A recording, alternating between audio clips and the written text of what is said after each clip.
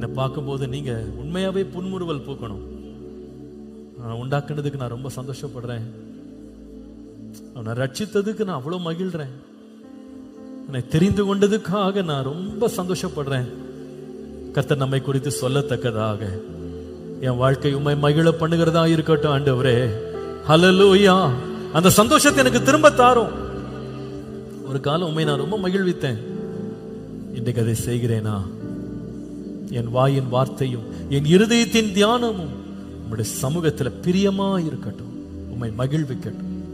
அந்த சந்தோஷத்தை எனக்கு திரும்ப தாரும். எத்தனை பேர் ஆண்டவர்கிட்ட வாஞ்சிக்கிறீங்க அதை? Lord, I want to make you very happy Lord.